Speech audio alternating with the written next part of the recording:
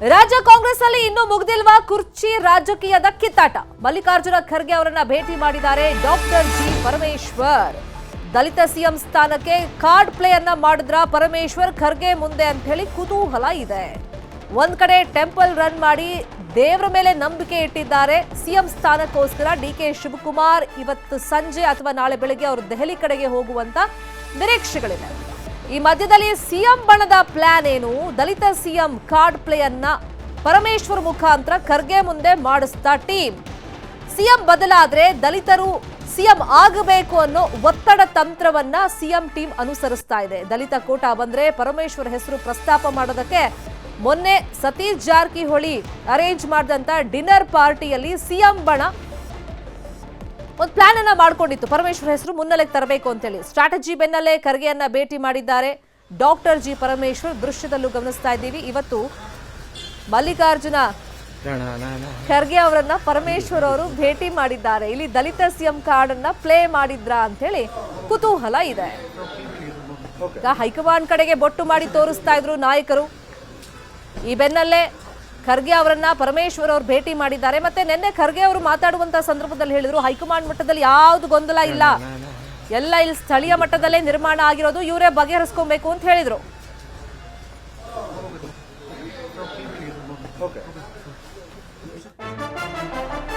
ಇನ್ನು ಒಬ್ಬರಿಂದ ಪಕ್ಷ ಅಧಿಕಾರಕ್ಕೆ ಬಂದಿಲ್ಲ ಅಂತ ಹೇಳಿನೂ ಮಲ್ಲಿಕಾರ್ಜುನ್ ಖರ್ಗೆ ಅವರು ಹೇಳಿಕೆಯನ್ನ ಕೊಟ್ಟಿದ್ರು. ಇನ್ನು ಖರ್ಗೆ ಹೇಳಿಕೆಗೆ ಸಿಎಂ ಸಿದ್ದರಾಮಯ್ಯ ಅವರು ಪ್ರತಿಕ್ರಿಯೆ ಕೊಟ್ಟಿದ್ದಾರೆ. ಖರ್ಗೆ ಹೇಳಿಕೆ ಸರಿಯಾಗೇ ಇದೆ ಅಂತೇಳಿ ಸಿದ್ದರಾಮಯ್ಯ ಹೇಳಿದ್ದಾರೆ. ಪಕ್ಷಕ್ಕಿಂತ ಇಲ್ಲಿ ಯಾರು ದೊಡ್ಡವರಿಲ್ಲ, ನಾನು ಹೈಕಮಾಂಡ್ ಜೊತೆ ಮಾತಾಡಿದ್ದೀನಿ, ನಾವು ತೀರ್ಮಾನ ಮಾಡ್ತೀವಿ ಅಂತ ಅವ್ರು ಹೇಳಿದ್ದಾರೆ. ಖರ್ಗೆ ಹೇಳಿಕೆಗೆ ಇವತ್ತು ಮೈಸೂರಲ್ಲಿ ಸಿಎಂ ಸಿದ್ದರಾಮಯ್ಯ ಪ್ರತಿಕ್ರಿಯೆಯನ್ನ ಕೊಟ್ಟಿದ್ದಾರೆ. ಖರ್ಗೆ ಹೇಳಿದ್ದು ಸರಿಯಾಗೇ ಇದೆ ಅಂತ ಹೇಳಿ ಸಿದ್ದರಾಮಯ್ಯ ಹೇಳಿದ್ದಾರೆ. ನಾವು ತೀರ್ಮಾನ ಮಾಡ್ತೀವಿ ಅಂತ ಹೈಕಮಾಂಡ್ ಹೇಳಿದೆ, ಇಲ್ಲಿ ಪಕ್ಷಕ್ಕಿಂತ ಯಾರು ದೊಡ್ಡವರಲ್ಲ ಅಂತ ಹೇಳಿದ್ದಾರೆ. ಒಪ್ಕೋಬೇಕಾಗಿರ್ತಕ್ಕಂಥ ವಿಚಾರ. ಯಾರು ಒಬ್ಬರಿಗಿಂತ ದೊಡ್ಡವರ ಪಕ್ಷಕ್ಕಿಂತ ದೊಡ್ಡವರಾಗ್ಲಿಕ್ಕೆ ಸಾಧ್ಯನೇ ಇಲ್ಲ. ನಾಯಕತ್ವ ಬದಲಾವಣೆ ವಿಚಾರ ಹೈಕಮಾಂಡ್ ತರಬೇಡಿ ಅಂತಾರೆ ಸರ್. ಆ ಚರ್ಚೆ ತರಬೇಡಿ ನನಗೆ ಹೇಳ್ರಿ. ರಾಹುಲ್ ಗಾಂಧಿ ಅವರು ತೀರ್ಮಾನ ಮಾಡಬೇಕು, ಹೈಕಮಾಂಡ್ ತೀರ್ಮಾನ ಮಾಡಬೇಕು. ಅವ್ರು ಏನ್ ತೀರ್ಮಾನ ಮಾಡ್ತಾರೆ ಅದಕ್ಕೆ ಬದ್ಧ.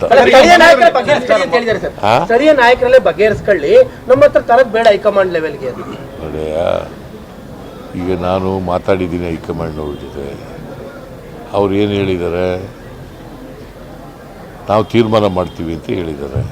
ಹೈಕಮಾಂಡ್ ಅವ್ರು ಏನು ತೀರ್ಮಾನ ಮಾಡ್ತಾರೆ ಅದು ultimately high command has to take a decision.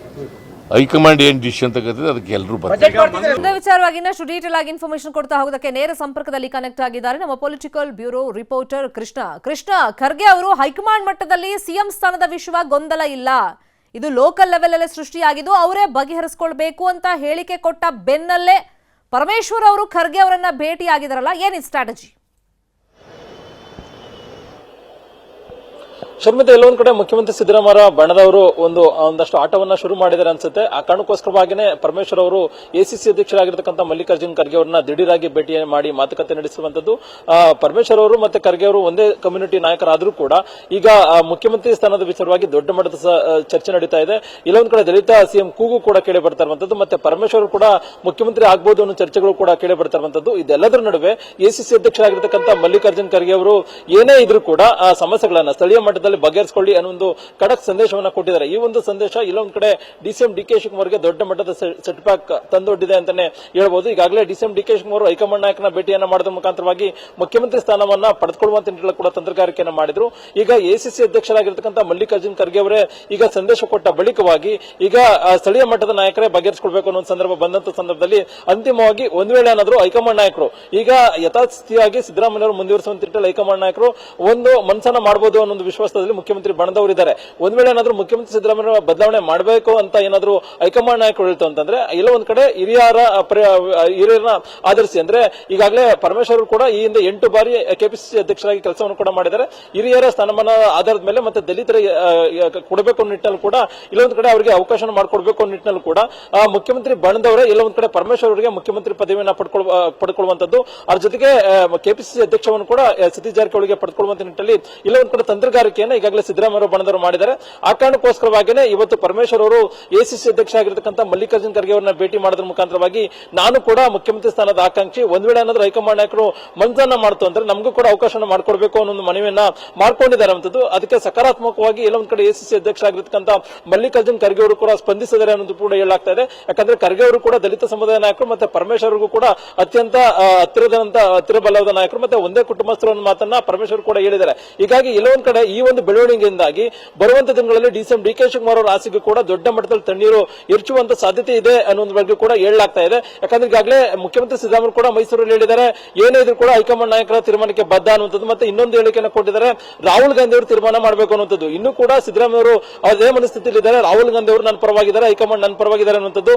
ಮತ್ತೆ ಸದನದಲ್ಲೂ ಕೂಡ ಈ ಒಂದು ವಿಚಾರವನ್ನು ಕೂಡ ಸಿದ್ದರಾಮಯ್ಯ ಪ್ರಸ್ತಾಪವನ್ನ ಮಾಡಿದ್ದಾರೆ. ಹೀಗಾಗಿ ಎಲ್ಲೊಂದು ಕಡೆ ಯಾವುದೇ ಕಾರಣಕ್ಕೂ ಕೂಡ ಮುಖ್ಯಮಂತ್ರಿ ಬದಲಾವಣೆ ಇಲ್ಲ, ಮುಖ್ಯಮಂತ್ರಿಯಾಗಿ ಸಿದ್ದರಾಮಯ್ಯ ಮುಂದುವರೆಯುವಂತ ನಿಟ್ಟಿನಲ್ಲಿ ಕೂಡ ಸಿದ್ದರಾಮಯ್ಯ ಮನಸ್ಸನ್ನ ಮಾಡಿದ್ದಾರೆ.